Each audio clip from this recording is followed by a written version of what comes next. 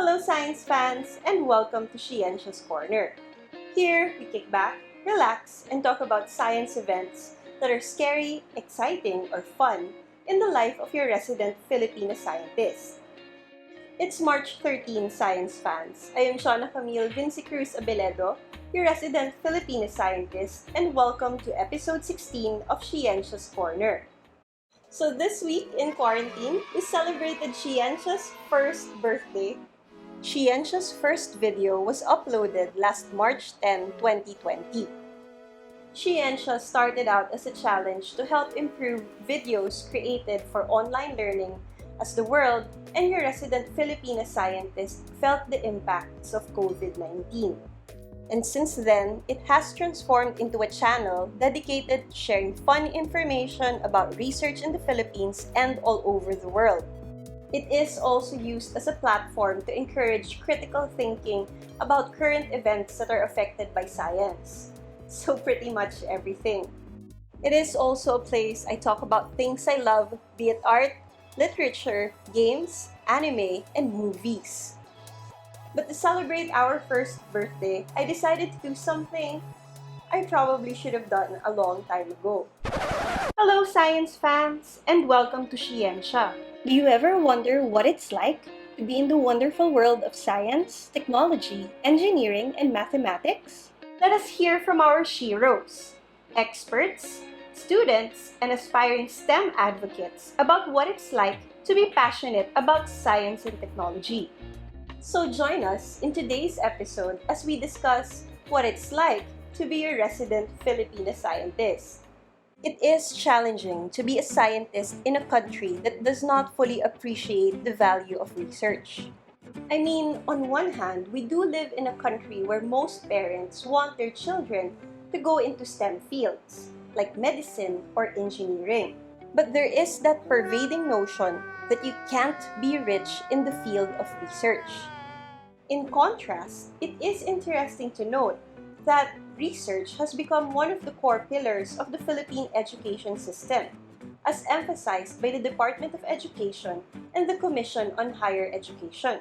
In fact, educators both from private and public educational institutions are encouraged to encourage research from their students, but very little is known or marketed about how research can be done and can be done profitably beyond the confines of the academe. So given these perceived notions and limitations, why would someone go willingly into the field of research and even have the audacity to encourage the younger generation to go into research as well? So let's hear from our shero about what motivates her to continue her addiction to research and even encourage the younger generation to have the same affliction. Hello science fans, my name is Shauna Camille Vinci Cruz Abeledo and I'm a teacher, I'm a scientist, I'm a cat mom, and I'm also the content creator, cameraman, video editor, script writer of the science channel called SHE-ensya. To start off our discussion, let's first find out why our shero decided to go into the field of STEM. At one point in my life, I believed that I went into science because I didn't know anything else to do. I didn't know how to sing, I didn't know how to dance, so I just stuck with something that I was good with, which was math and science. But eventually I realized I was mostly inspired by my father, who was an engineer. But apart from that, as a very weird kid and a loner, I enjoyed reading a lot of science fiction and fantasy books. And so it was fiction that drew me into STEM more than the real world because of the possibilities of the fictional worlds that I was able to visit as a young child. Some science fiction worlds are amazing, but some could be downright scary. But I wonder, what could be the most amazing aspects of our shero's STEM journey to date? In college, I got to learn about genetic engineering, about the fun aspects of it, the scary aspects of it, and the nitty-gritty details of actually altering the DNA of certain organisms. As a master's student, I went into upland territories, I went up mountains, I met a lot of indigenous people, and was able to experience a little bit of their lives. Being a scientist allowed me to see different parts of the Philippines, but also different parts of the world that I probably wouldn't have been able to visit on my own. I'm not rich.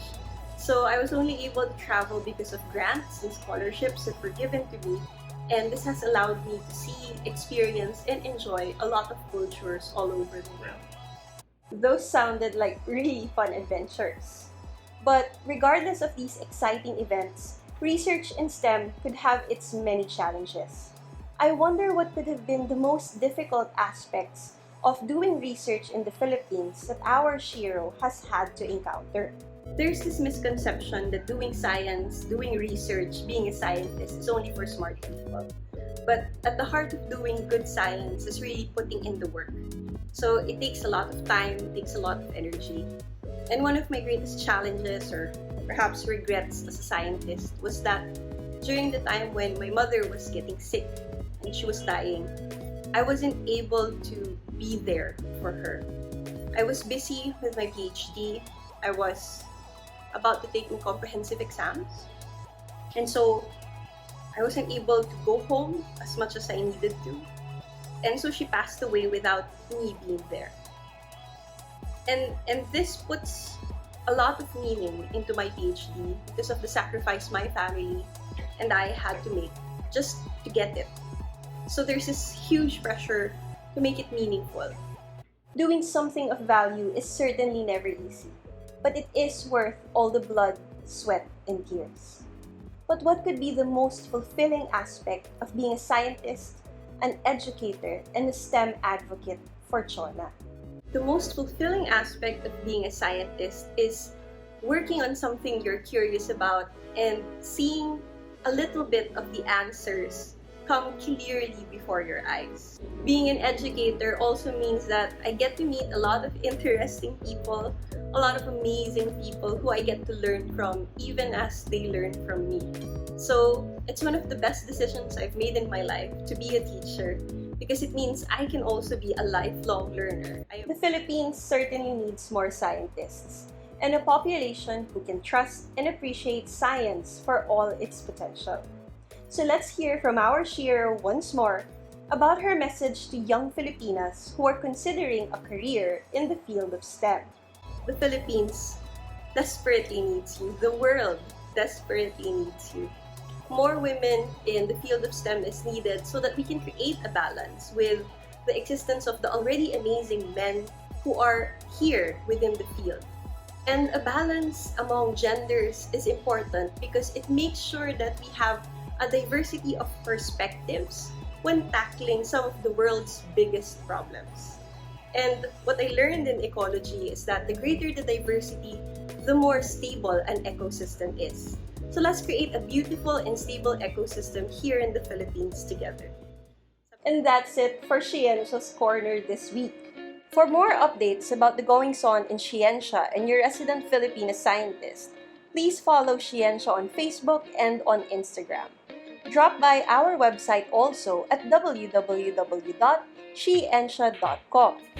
You can also follow my personal IG account at chona.abeledo. I hope you were able to enjoy and learn something from our mini celebration of SHE-ensya's first birthday.